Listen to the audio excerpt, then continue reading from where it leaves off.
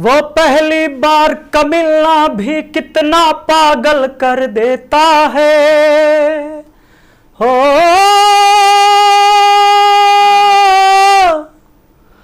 वो पहली बार का मिलना भी कितना पागल कर देता है। कुछ कुछ होता है सांसों में पर ना जाने क्यों होता है। हेलो दोस्तों, आप सभी का स्वागत है आपके अपने YouTube चैनल मैथ मस्ती पर। दोस्तों मैं हूं विपिन यादव। तो सबसे पहले आप यहां पर देख रहे हैं एक वृत्त है और वृत्त में आप जान लीजिए ये वृत्त जो है इसी घेरा को हम परिधि कहते हैं। इसको क्या कहते हैं? परिधि। इसको कहते हैं परिधि। और परिधि पर दोस्तों ना ये अनंत बिंदु है। जैसे देख लो, एक वृत्त बनाने के लिए छोटे छोटे dot dot dot dot dot dot dot dot ऐसे सट सट के तो वृत्त बनाया होगा। तो ये अनंत बिंदु, इसको काउंट नहीं कर सकते। तो वृत्त के परिधि पर अनंत बिंदु है। अब ध्यान दो, ये आपका केंद्र बिंदु है। केंद्र बिंदु से सामान्य दूरी होता है किधर भी। चलिए, वृत्त के परिधि पर स्थित किसी भी बिंदु को मिला दीजिए ना, तो ये त्रिज्या हो जाता है। वृत्त के परिधि पर स्थित किसी भी बिंदु को मिला देने वाली रेखा क्या कहलाती है? त्रिज्या। त्रिज्या यानी रेडियस। इसको हम इंग्लिश में आर लेटर से इसको डिनोट करते हैं, इंग्लिश के आर लेटर से, अल्फाबेट के आर लेटर। अब सुन लीजिए, वृत्त के परिधि पर स्थित कोई भी दो बिंदु को मिला दो तो वो जीवा हो जाता है। वृत्त के परिधि पर स्थित कोई भी दो बिंदु को मिला दो तो जीवा हो जाता है। कोई भी दो बिंदु को मिला दो तो जीवा हो जाता है। वृत्त के परिधि पर स्थित किसी भी दो बिंदु को मिला देंगे तो क्या हो जाएगा? जीवा हो जाएगा। दोस्तों ध्यान देना, वृत्त के परिधि पर स्थित कोई भी दो बिंदु को मिला दो तो जीवा हो जाएगा, लेकिन अगर वो केंद्र से होकर गुजरता है तब वो व्यास हो जाएगा। व्यास हो जाएगा वृत्त के सबसे बड़ी जीवा। यहाँ आप देख रहे हैं ये जीवा ही कहलाएगा। ये क्या कहलाएगा? जीवा कहलाएगा। वृत्त के परिधि पर स्थित किसी भी दो बिंदु को मिला देने वाली रेखा क्या कहलाती है? जीवा कहलाती है। और ऐसी जीवा जो केंद्र बिंदु से होकर गुजर जाए वो व्यास हो जाती है। ऐसी जीवा जो केंद्र बिंदु से होकर गुजरे वो क्या कहलाती है? व्यास कहलाती है। तो वही चीज़, ये सारी चीज़ें यहाँ पर दिखाया गया आपको। ये जो केंद्र बिंदु से होकर गुजरा है ये डायमीटर यानी व्यास। उसके बाद ये जो आपका घेरा था इसको नाम दिया गया परिधि। केंद्र बिंदु से परिधि को छूने वाली रेखा हो गया त्रिज्या, इसको स्मॉल आर से। परिधि पर स्थित किसी भी दो बिंदु को मिला देने वाली रेखा क्या होती है? जीवा। ठीक है ना। अब देखो, तो यहाँ से यहाँ डायमीटर, ये डायमीटर हो गया, ये व्यास हो गया। अच्छा चाप। परिधि पर स्थित कोई भी दो बिंदु के बीच की ये जो दूरी होती है ना, परिधि वाला एक पार्ट, यही चाप हो गया। ठीक ना। और अगर ध्यान देना, अगर मान लो ये केंद्र है और दो त्रिज्या खींच दिए, एक तरफ से ये चाप हो गया और ये त्रिज्या, तो ये हो गया त्रिज्य खंड। ये क्या कहलाएगा? त्रिज्य खंड कहलाएगा दोस्तों। ये त्रिज्य खंड कहलाएगा। और अगर कोई वृत्त हो और वृत्त, मान लो वृत्त है और ये एक जीवा खींच दिए, तो ये वृत्त को तो दो भाग में बांट दिया, तब ये क्या कहलाएगा? एक इधर हो गया दीर्घ वृत्त खंड और नीचे हो गया लघु वृत्त खंड। लघु माने छोटा, लघु वृत्त खंड। ठीक ना। ऊपर क्या हो गया? दीर्घ वृत्त खंड। इस बात को ध्यान रखना, लघु वृत्त खंड और दीर्घ वृत्त खंड, ये दो चीजें हो गई। अब आप इतना चीज समझ गए हैं तो ध्यान देना। आप जानते हो कि कोई वृत्त होता है और इस वृत्त में ये तो परिधि है और परिधि हो जाता है आपका 2 पाई आर। परिधि की लंबाई कितनी? 2 पाई आर। ठीक ना। वृत्त की परिधि क्या होता है? 2 पाई आर। पाई का मान 22/7। इसको ऐसे याद कर लिया जाए, 2 पाई, पाई का मतलब 22/7 इंटू आर, यानी इसको ऐसे 22 दूना 44 बट्टा 7 इंटू आर, ये हो गया। परिधि मतलब ये घेरा। लेकिन अगर वही अर्धवृत्त है, सुनिए, अगर मान लीजिए कि अर्धवृत्त है, ठीक है ना, तो अर्धवृत्त है तो क्या होगा? अर्धवृत्त की परिधि, मैं सॉरी अर्धवृत्त, ठीक ना, मैं उसको अर्धगोला बनाने लगा था। अर्धवृत्त, ये आर है, ये आर है। आपको इतना पता है कि ये पूरा एक घेरा 2 पाई आर होता है तो अगर आधा घेरा लेते हम, आधा घेरा लेते, ये घेरा ही कितना होता, केवल पाई आर होता, क्योंकि 2 पाई आर का क्या मतलब है, 2 पाई आर का मतलब है 2 गो पाई आर। तो आधा की जब अगर बात करें, आधा ऊपर का मिटा देते हैं, इसको हम आधा मिटा दिए तो क्या बचेगा, 1 पाई आर। लेकिन अभी अर्धवृत्त नहीं हुआ है, जब यहाँ से लेकर यहाँ, यहाँ से यहाँ मिल जाएगा, यानी 2 गो आर और जुड़ जाएगा, तब जाके हो जाएगा पूरे अर्धवृत्त का परिधि। अर्धवृत्त के परिधि में आर कॉमन ले सकते हो, पाई प्लस 2 हो जाएगा। क्या इसको हम ऐसे याद करें या ऐसे याद करें, नहीं, इसको हम और अच्छा से याद करेंगे। आर ठीक है, पाई का मतलब होता है 22/7 अब प्लस 2। दोस्तों आर गुना क्या हो जाएगा, 7 दूना 14, 22, 36, यानी 36/7, यानी आर गुना 36/7 आर गुना 44/7। अब ऐसे याद करने से क्या फायदा, देखो अगर पूरा वृत्त है, सब मिटा दूं, अब देखो अगर पूरा वृत्त है तो इसकी परिधि हम याद कर लेंगे आर गुना 44/7। अगर वो अर्धवृत्त है तो अर्धवृत्त की परिधि क्या हो जाएगा, ये हो जाएगा आर गुना 36/7, क्योंकि ये पाई आर आधा वाला ये घेरा और 2 बार आर और, तो आर कॉमन, तो इसको पाई प्लस 2 भी कहेंगे, या इसी को सॉल्व करके हम ऐसे लिख सकते हैं। तो क्यों ना अर्धवृत्त मतलब कि अर्धवृत्त मतलब आधा ना, तो आर गुना 36/7 इसमें, क्योंकि ये 2 त्रिज्या और जुड़ जाता है, तो आपको आर गुना 36/7 याद रखना है, और पूरे वृत्त के लिए रखना है आर गुना 44/7। इसको याद रखने से क्या फायदा होगा, आपको कहेगा क्या जानते हैं, सीधा आपसे सवाल कह देगा कि एक वृत्त की परिधि 88 सेंटीमीटर है, तो उसकी त्रिज्या कितनी होगी।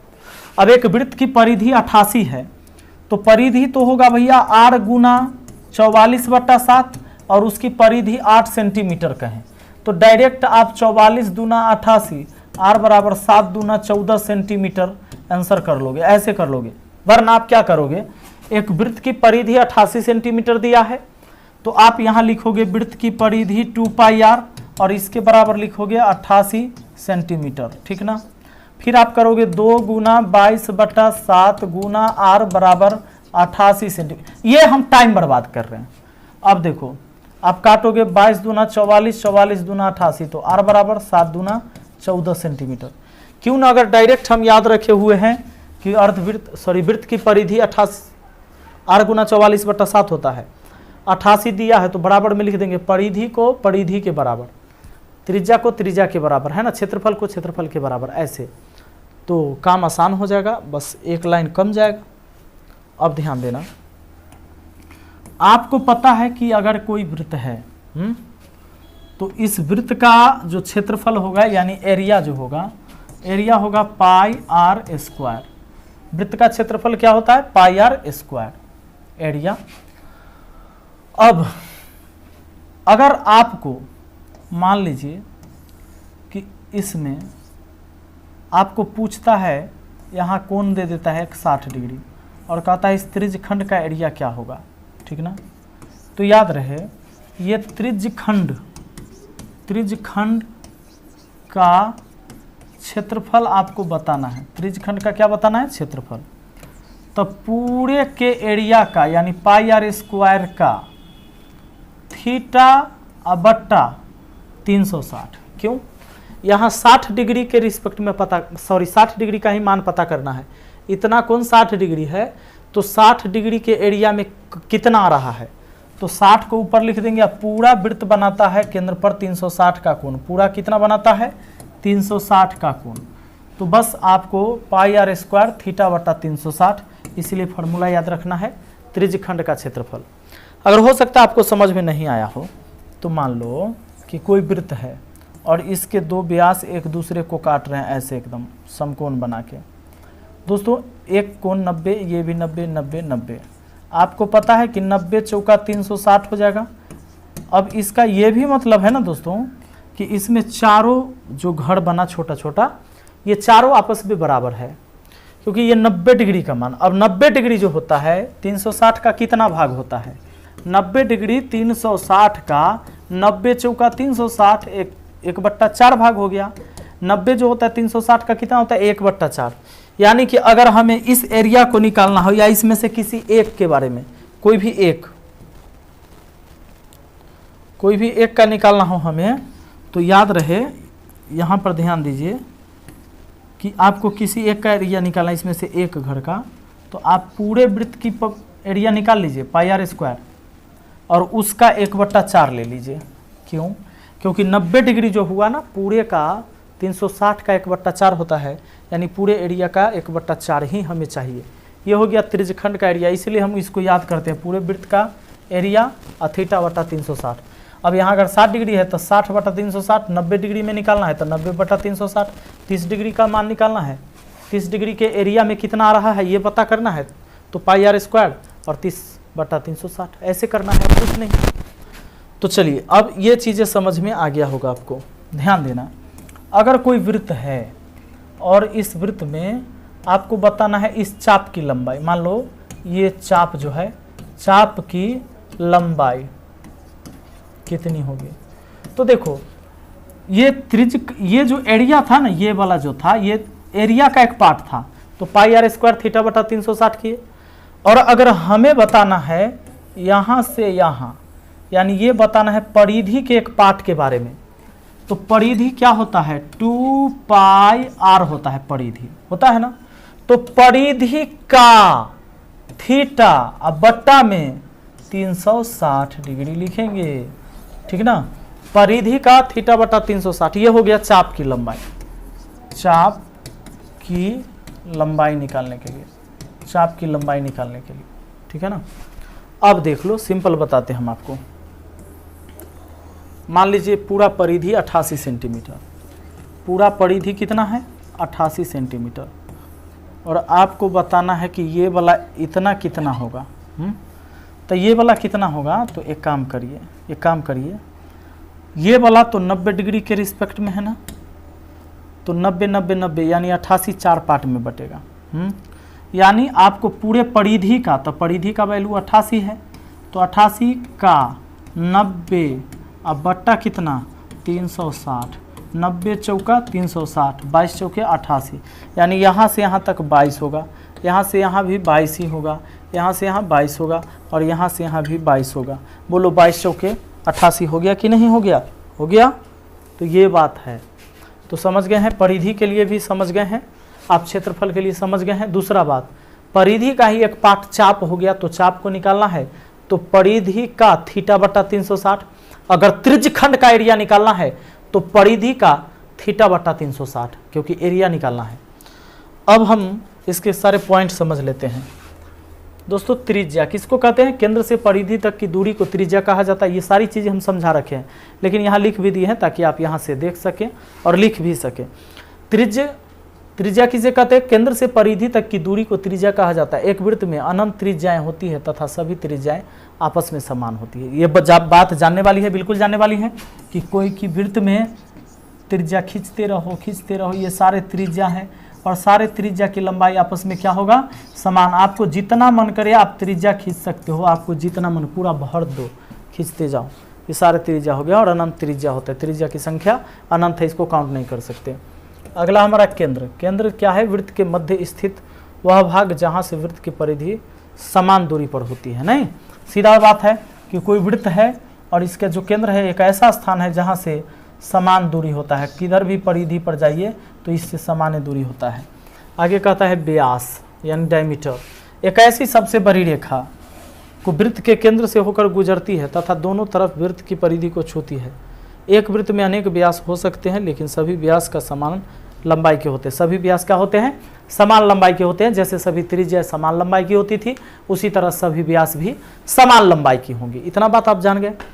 आइए आगे समझ लीजिए जरा सा, एकदम बेसिक से चलेंगे ताकि आपको आसानी से समझ में आए। जीवा। जीवा किसे कहते हैं? मैंने बता दिया कि वृत्त के परिधि पर स्थित किसी भी दो बिंदु को मिला देने वाली रेखा जीवा हो जाती है। ऐसी रेखा जो दोनों तरफ के परिधि से मिलती है परंतु केंद्र से होकर नहीं गुजरती है, जीवा कहलाता है। यदि जीवा कहलाता है, जीवा केंद्र से होकर गुजरती है उसे व्यास कहते हैं, अर्थात सबसे बड़ी जीवा व्यास होती है। अच्छा, एक थोड़ा सा यहाँ पर गलत मैसेज है कि दोनों तरफ की परिधि पर मिलती है परंतु केंद्र से होकर नहीं गुजरती है जीवा। देखो, कहने का मतलब है कि केंद्र से होकर भी गुजरा तो जीवा है, लेकिन क्या है ना, आगे वही बात कहा गया है, वृत्त के सबसे बड़ी जीवा व्यास होता है ना। वृत्त के सबसे बड़ी जो जीवा हो गया ना वो व्यास हो गया, है ना। चलो आगे है वृत्त का चाप। वृत्त की परिधि पर स्थित बिंदु को लंबाई वर्ग में वृत्तचाप कहलाता है। जैसे लंबाई में ऐसे ऐसे दो बिंदु, कोई भी वृत्त है इसके दो बिंदु हैं, यहाँ से यहाँ तक जो आया दूरी, ये चाप कहलाया। पहला देख लीजिए व्यास। व्यास को डी से यानी डायमीटर लिखा जाता है, 2 गुने त्रिज्या। त्रिज्या का दुगना होता है व्यास। व्यास क्या होता है? त्रिज्या का दुगना। मान लो त्रिज्या एक यहाँ तक, तो 2 बार त्रिज्या हुआ यानी व्यास जो हुआ 2r हुआ, ठीक ना। व्यास क्या हुआ? 2r हुआ। तो व्यास होता है हमारा त्रिज्या का दुगना। परिधि, परिधि सी सर्कम, यानी ये होता है 2πr या इसको πd भी कहते हैं। आगे देखिए क्षेत्रफल। क्षेत्रफल क्या हो गया भाई? πr²। क्षेत्रफल क्या हो गया? πr², ये जानते हैं आप। हाँ आइए, हाँ त्रिज्यखंड AOB का क्षेत्रफल आप समझ गए थे, πr² θ/360। यही उल्टा करके मैंने लिखा था πr² का θ/360 डिग्री, ये बता रखा मैंने अभी आपको, ये एरिया बताना है। तो आगे है चाप ARC, आर्क। AB की लंबाई θ/180 और ये πr। तो आप ऐसे करो, πr लिख दिया, या आपको 2πr और θ/360 लिखा, एक ही बात है, क्योंकि 2 से कट जाएगा 180 बार में, तो हो गया ना πr इंटू θ/180, या इसको इधर लिख दो उसको उधर लिख दो, तो यही बात आ जाएगा, कोई दिक्कत ना है। आगे है जहाँ पाई परिधि बट्टा व्यास है। जहाँ पाई का मान क्या होता है? परिधि बट्टा व्यास। और परिधि अगर 22 रहेगा तो व्यास 7 होता है दोस्तों, याद रखिएगा। इसीलिए पाई का मान 22/7 होता है, क्योंकि परिधि अगर 22 मीटर होगा ना तो उसकी व्यास लगभग 7 मीटर होती है, इसीलिए 22 में 7 से भाग दीजिएगा 3.14 होता है। यानी आप पाई का मान, पाई के लिए फॉर्मूला हो गया परिधि बट्टा व्यास। तो परिधि, इसका मतलब लगाया गया है, ये आंकड़ा है कि अगर परिधि 22 है तब व्यास 7 है, ये बात है। अब चलिए, अब यानी ये रेशियो हो गया इसके बीच, तो 3.14 हो जाता है। आगे समझिए। छठा, वलय का क्षेत्रफल πr², फिर πr² घटा देना है। क्या करना है? अब मान लो ये वलय कैसे हुआ, मान लो एक वृत्त है और इसके अंदर फिर एक वृत्त हो गया, तो ये हो गया वलय, ठीक ना, ये पूरा वलय है। अब इसमें क्या कहता है कि वलय का क्षेत्रफल, मतलब ये वाला क्षेत्रफल। तो क्षेत्रफल निकालने के लिए मान लो यहाँ से यहाँ तक बड़का r और यहाँ से यहाँ तक छोटका r, तो बड़का r यानी कि πr² में से छोटका r यानी πr² घटा लेंगे, तो पाई कॉमन हो गया हमारा, r² माइनस r² हो गया, है ना। अब इसको और अच्छा से आप लिख सकते हो, यानी आप लिख सकते हो pi into r plus r into r minus r। क्यों लिख सकते हो कि भाई अगर a² माइनस b² है तो एक बार a plus B into a minus B कर सकते हैं। तो ये चीज़ें आपको समझ में आ गया है, समझिए ज़रा। अब होता है एक षष्ठभुज यानी हेक्सागन का क्षेत्रफल, ये जरूरी है, √3/4 गुने भुजा स्क्वायर। ये तो आपने एक देखा था, गुना 6 है इसमें। लेकिन अगर मान लो एक समबाहु त्रिभुज है दोस्तों, जिसकी प्रत्येक भुजा समान है, तो इसका जो एरिया होगा, इसका एरिया क्या होगा? √3/4 गुना भुजा स्क्वायर। तो आप कंफ्यूज करेंगे कि सर ये तो समबाहु त्रिभुज का फॉर्मूला था, इसमें भी है √3/4 गुने भुजा स्क्वायर गुना 6, तो ये कहाँ से है? तो दोस्तों ये यहाँ से है। मान लो ये केंद्र है, तो यहाँ से यहाँ मिला दिए, और ये क्या है ना, ये समषष्ठभुज है, सभी भुजाएं बराबर है। अगर ए है, ए है, ए है, ए है, ए है, ठीक है ना। और यहाँ केंद्र से ये दूरी समान ही होगा। आपको ए भुजा, दोनों भुजा बराबर, इसमें क्या होगा कि ये मिला दीजिए, सब को मिला दीजिए, सब मिला दीजिए, सब मिला दीजिए, ठीक है ना। ये सभी त्रिभुज आपस में समान हो जाएगी और ये हो जाती है आपको समबाहु त्रिभुज। ये क्या हो जाता है? समबाहु त्रिभुज। तो इसकी प्रत्येक भुजा ए ए हो जाएगा, इसकी प्रत्येक भुजा क्या हो जाएगा? ए ए हो जाएगा, सब भुजा ए हो गया। तो ऐसा त्रिभुज 1 2 3 4 5 6 गो त्रिभुज है। तो एक त्रिभुज का एरिया निकाल के √3/4 गुने भुजा स्क्वायर, और उसमें 6 से गुना कर दिए तो 6 त्रिभुज मिलाकर एक समषष्ठभुज बन गया, है ना। इसलिए इसको याद किया गया। समषष्ठभुज का एरिया समझ जाना है, में 6 गो समबाहु त्रिभुज है तो √3/4 गुना भुजा स्क्वायर और इसका 6 गुना, ये हो जाता है आपका समषष्ठभुज का एरिया। आगे देखो, अच्छा उसकी यहाँ पर परिधि भी है, तो परिधि यानी परिमाप, इसकी परिमाप 6 गुना भुजा, क्योंकि घेरा जो है 6 गो भुजा है ना, तो 6 गो भुजा है, प्रत्येक भुजा समान होता है तो 6 से हो गया। आगे देख लो, अब एक समझना है, ए भुजा वाली समबाहु त्रिभुज के अंतःवृत्त की त्रिज्या। अंतःवृत्त एक ऐसे भी याद रखना, अंतःवृत्त वृत्त अंदर में रहता है और वो क्या करता है ना, तीनों भुजा को टच करता है, तो ये अंतःवृत्त हो गया और ये अंतःकेंद्र हो गया। अब समझ लो, अगर समबाहु त्रिभुज है तो समबाहु त्रिभुज के अंतःवृत्त की त्रिज्या होगा a/2√3, a/2√3, यानी a मतलब भुजा, त्रिज्या निकालने के a/2√3। देखो यहाँ a/2√3 से भाग दिया है, और अगर ये परिवृत्त की त्रिज्या होता तो केवल √3 होता। इसमें तनी ज्यादा से भाग दे दिया है, √3 के दुगना से भाग दिया है, जबकि यहाँ केवल √3 से, तब बड़का त्रिज्या निकलता है। बड़का त्रिज्या ऐसे होगा, यानी परिवृत्त की त्रिज्या, ये परिवृत्त हो गया, ठीक ना, वो हमेशा त्रिभुज के शीर्ष से होकर जाता है, ठीक है। अब चलो, तो a हो गया, ध्यान देना, ए भुजा वाली समबाहु त्रिभुज के परिवृत्त की त्रिज्या, परिवृत्त आ गया ना, ये परिवृत्त हो गया, ये शीर्ष से जाएगा, लेकिन अंतःवृत्त जो होता वो अंदर से जाता, परिवृत्त हो गया। और परिवृत्त की त्रिज्या, अगर इस वृत्त की त्रिज्या दे देगा तो r बराबर a/√3 करना। आपको समझना है कि अंतःवृत्त रहता है स्मॉल r, तब लिखते हैं अंतःवृत्त की त्रिज्या में a/2√3, ठीक ना। इसको बड़कार से लिख देते हैं, क्योंकि बड़का त्रिज्या निकले, यहाँ से यहाँ, यहाँ से यहाँ, यहाँ से यहाँ, ये हो गया बड़े वृत्त की त्रिज्या बड़कार से, यहाँ बड़कार लिख देते हैं a/√3। यहाँ क्या हुआ है, ज़्यादा से भाग दिए हैं तब मान कम आएगा, और उसी ए में कम से भाग देंगे तब मान ज़्यादा आएगा, यानी बड़ा त्रिज्या हो जाएगा, ठीक है ना। तो ये बातें थी, और आगे समझ लो, त्रिभुज के तीनों कोण के अर्धक एवं एक ही बिंदु पर मिलते हैं। त्रिभुज के तीनों कोणों के अर्धक एक ही बिंदु पर मिलते हैं और यह बिंदु अंतःकेंद्र कहलाता है। इस बिंदु को केंद्र मानकर खींचा गया वृत्त त्रिभुज के तीनों भुजाओं को छूता है तथा अंतःवृत्त कहलाता है।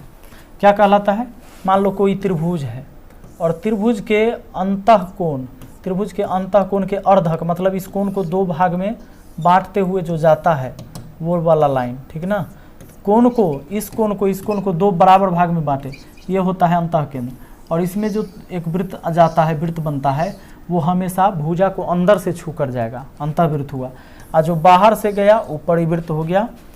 वही आगे चीज समझाया जाएगा आपको कि त्रिभुज की भुजाओं में लंब अर्धक, लंब के अर्धक एक ही बिंदु पर मिलते हैं, यह बिंदु परिकेंद्र कहलाता है। इस बिंदु को केंद्र मानकर खींचा गया वृत्त तीनों शीर्ष से होकर गुजरता है तथा परिवृत्त कहलाता है, ठीक है ना। तो चलिए, मुझे उम्मीद है कि आपको ये छोटी छोटी बेसिक चीज़ें समझ में आ गया होगा वृत्त के बारे में। आगे हम आएंगे इस पर कुछ क्वेश्चन को लेकर, बेसिक क्वेश्चन, और फिर सारे का मिसलेनियस क्वेश्चन करवाएंगे, ठीक है। चलिए, धन्यवाद।